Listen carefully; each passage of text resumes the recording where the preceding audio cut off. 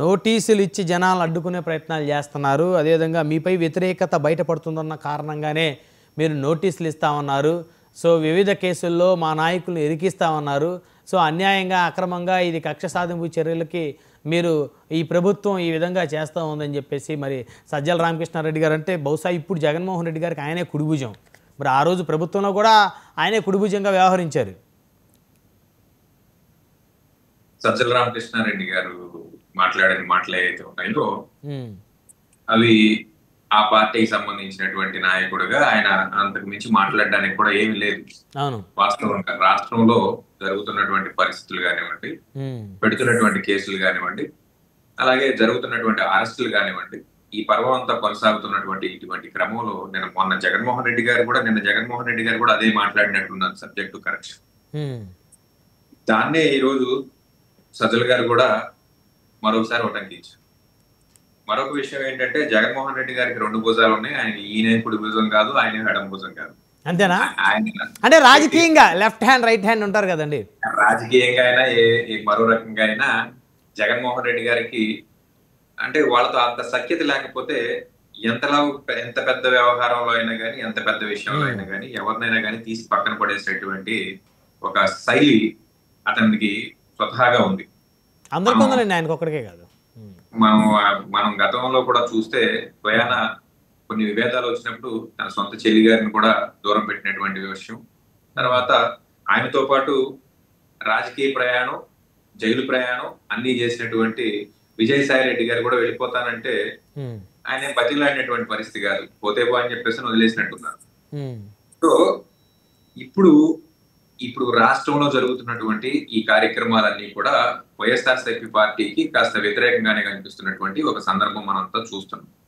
ఇక నోటీసులు ఇచ్చినా లేదా అరెస్టులు చేస్తామన్నా, రౌడీ షీట్లు ఓపెన్ చేస్తామన్నా, జగన్మోహన్ రెడ్డి లాంటి నాయకులు వస్తే రోడ్డు మీదకి ఒక పార్టీ అధినేతగా, ఒక మాజీ ముఖ్యమంత్రిగా సహజంగా కొంత క్రౌడ్ పుల్లర్ లాగానే మనం చూడాలి. ఖచ్చితంగా దాంట్లో మళ్ళీ ఇంకా రెండో మాటే లేదు. ఆయన ఖచ్చితంగా ప్రజాదరణ ఉన్న వ్యక్తే, నాయకుడు, అందులో డౌట్ లేదు. ఆ ప్రజాదరణ ప్రతిపక్షంలో ఉండగా ఎలా ఉంటదంటే బ్రహ్మనాయుడు గారు, మామూలుగా అధికారంలో ఉంటే 100 మంది వస్తే ప్రతిపక్షంలో ఉంటే 10 మంది కూడా కనపడరు. ఎందుకు వచ్చిందిలే కర్మ, మళ్ళీ మనం ఆ కేసుల్లో ఈ కేసుల్లో ప్రభుత్వంలో ఉన్న వాళ్ళు కార్నర్ చేస్తారు అని చెప్పేసి కాస్త దూరంగా ఉన్నటువంటి పరిస్థితి. రెండోది, అధికారం పోగానే చాలా మంది కూడా అవకాశవాదుల్లాగా అనకూడదు కానీ వాళ్ళ యొక్క క్యాడర్ ని రక్షించుకోవడానికి పార్టీ మారిపోతున్నటువంటి పరిస్థితి కూడా మనం అందరం చూస్తున్నాం. వీళ్ళని అవకాశవాదులుగా మనం ట్రీట్ చేయకూడదు.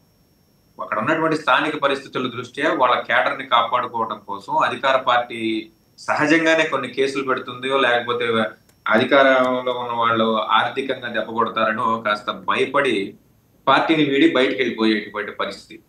నాకు తెలిసి వేణుగోపాల్ గారు కూడా ఆయన క్యాడర్ని కాపాడుకోవడానికి బయటకు వెళ్ళాడు కానీ ఆయనకి వ్యక్తిగతంగా మరొక వ్యవహారంలో ఉండి బయటకు వెళ్ళినటువంటి పరిస్థితి కాదు. ఇలాంటి నాయకులు చాలా మంది ఉన్నారు. అంటే వాళ్ళని గతంలో కష్టపడి పనిచేసిన పార్టీ, అధికారంలోకి వచ్చిన పార్టీ కనీసం పట్టించుకోకుండా, విలువ ఇవ్వకుండా ఉంటుంది. బ్రహ్మనాయుడు గారు నిన్న జరిగిన మీటింగ్ నాగబాబు గారి ముందే ఈ రాష్ట్రంలో గెలిచినటువంటి మొట్టమొదటి మహిళా కార్పొరేటర్ భర్త తన యొక్క గోడును వెళ్ళబోసుకున్నటువంటి పరిస్థితి.